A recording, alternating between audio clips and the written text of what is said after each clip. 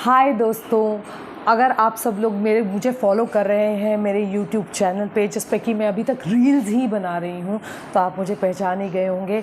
आज का ये प्लेजेंट मॉर्निंग है, 2 अक्टूबर कल बीता है, कल छुट्टी थी।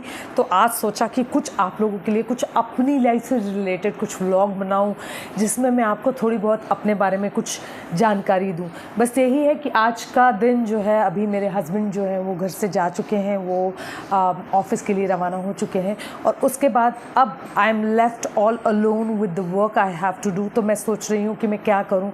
तो मैं आप लोगों से कॉन्टैक्ट करते करते चाह रही हूँ कि अब मेरा थोड़ा सा काम बाकी है, जो कि घर की सेटिंग का है। तो मैं सोच रही हूँ कि वो सेटिंग को मैं कंप्लीट कर लूँ और थोड़ा सा ठीक कर दूँ। हालांकि सेटिंग मैं पहले सुबह कर चुकी हूँ, लेकिन फिर भी ये है कि अभी हस्बैंड के जाने के बाद ऐसा हो जाता है कि थोड़ा घर की अलाइनमेंट थोड़ी सी ख़राब हो जाती है, तो उस अलाइनमेंट को मैं ठीक करना चाहती हूँ।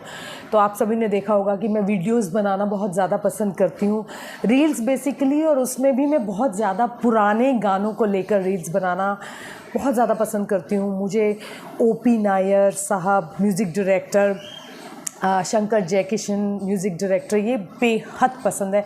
इनके गाने बहुत पुराने पुराने, आप अगर मेरी रील्स को देखेंगे ध्यान से तो आपको ये भी लगेगा कि कुछ एक गाने शायद आप में से किसी ने सुने भी नहीं होंगे। यंगस्टर्स ने तो ऑब्वियसली नहीं सुना होगा उनको, ये तो मैं डेफिनेटली जानती हूँ कि यंगस्टर्स ने तो नहीं सुना होगा, लेकिन बहुत सारे ऐसे लोग भी जो उस वक्त आई मीन 1950s के सॉन्ग्स को पसंद करते हैं, उनमें वो लोग भी डेफिनेटली बहुत सारे ऐसे सॉन्ग्स मैं चुन कर लाती हूँ जो उन्होंने नहीं सुने होंगे।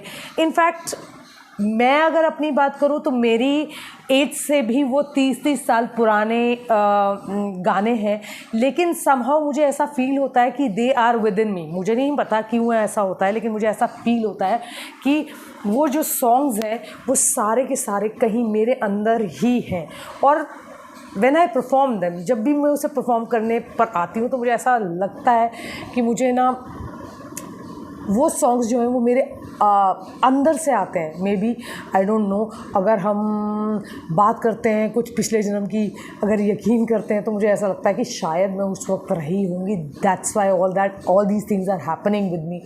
बट आप लोग मेरी रील्स देखिए एक बार, आपको आई एम श्योर कि आपको बहुत ज़्यादा पसंद आएंगी और उन गानों से आप कनेक्ट कर पाएंगे। अगर आप यंगस्टर भी हैं तो भी आप उन गानों से अगर अपने आप को कनेक्ट करेंगे, and you will also feel कि आज के जो सॉन्ग्स हैं, कई चीज़ें जो हैं वो उन्हीं के बेस को लेकर आगे बनाई गई हैं।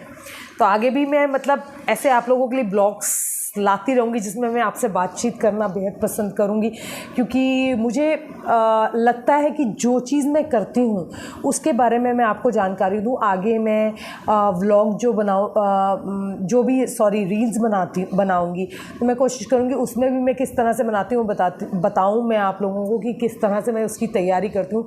हालांकि बहुत ज़्यादा तैयारी उसकी नहीं होती है, because I hear to that song और समहाउ उसको फील कर लेती हूँ, और उसके बाद बस just in a quick way वो बन जाते हैं।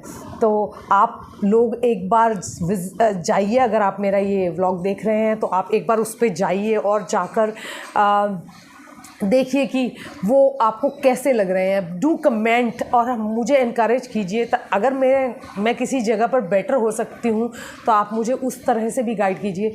प्लीज़ आप उसे जाकर मेरे रील्स वगैरह को आप देखिए एंड लिसन टू दो सॉन्ग्स।